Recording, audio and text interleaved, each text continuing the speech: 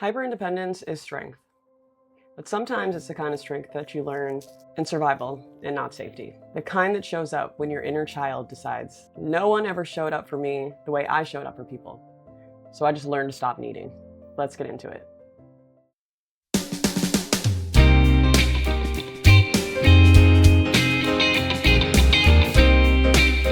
Welcome back to Rebuild Different. I'm Epiphany Page, and today we're talking about a certain flavor of independence that looked confident on the outside, but was shaped in moments you never should have had to navigate alone.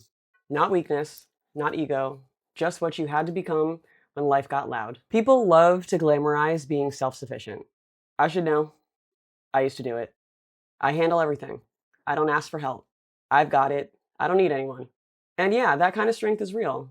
It gets things done. It holds your world together. It keeps you moving. But sometimes hyper-independence isn't just preference, it's protection.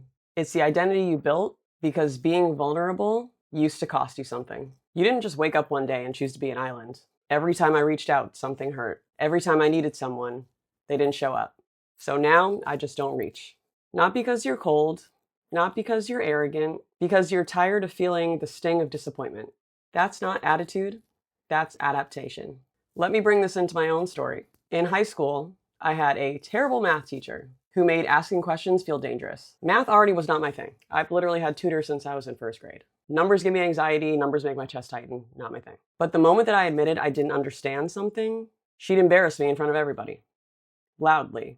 She didn't teach, she humiliated. And of course, when I was young, I just didn't have the emotional tools to separate her behavior from my worth. So I learned needing clarity gets me hurt.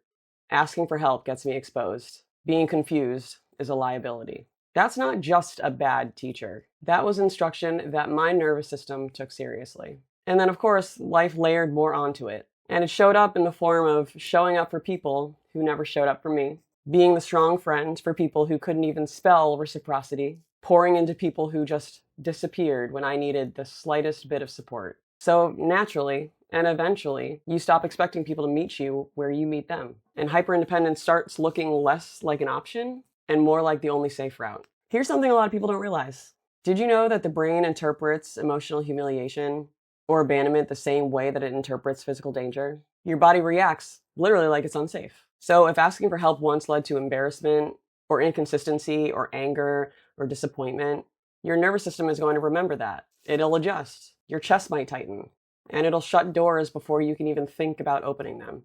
And then suddenly, you're 25 years old, you're 32 years old, you're 42 years old, and you're running a whole life by yourself. Not because you don't want support, but because your body never learned to trust it. That's not drama, that's physiology. If you're the strong friend, you know the pattern. You carry everybody's weight. You listen. You help, you guide, you show up, you stabilize. But when you're not okay, people just assume that you'll figure it out. They assume that you're built for it. And they'll assume that you're good because you always are. And you don't correct them.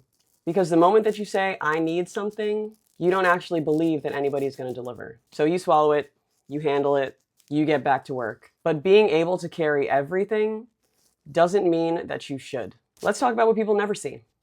Hyperindependence has a price. You're lonely in rooms full of people. You apologize for having needs. You overgive and underreceive. You probably attract people who require emotional labor. You feel guilty when someone does something for you. And you only feel safe when you're in control. And here's the kicker. People are going to praise your strength without ever asking what it cost you to build it.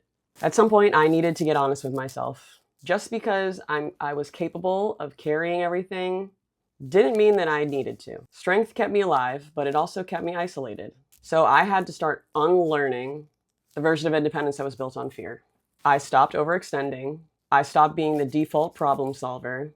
I stopped letting people rely on me who never stood up for me. I stopped performing capability when I was exhausted. And I started practicing something new, which was letting people show up for me. And that was a hard one because when it's not something that you're used to, you're going to naturally repel it. Asking for help, receiving without apologizing, trusting support in small doses, putting things down without feeling like I was failing. And let me tell you, when you stop doing the emotional labor of 10 people, you learn very, very quickly who actually values you and who valued your usefulness. There is nothing more clarifying than that. Hyperindependence didn't make you wrong. It made you resourceful, capable, It made you powerful in ways people will never understand. But you don't have to live in that mode forever. You're allowed to be supported. You're allowed to need things. You're allowed to soften. You're allowed to rest without earning it. And you're allowed to trust yourself enough to let people in. That strength that you built in survival kept you going. But the strength that you build now with support, clarity, and boundaries, that's the strength that's going to let you thrive. All right, guys, that's another episode of Rebuild Different. I'm Epiphany Page. And if this episode resonated, hit like, subscribe, follow, leave a comment, share it with somebody who needs to hear it. And come back next week as we keep unpacking the parts of us that survived and the parts of us that are finally ready to live. See you next week.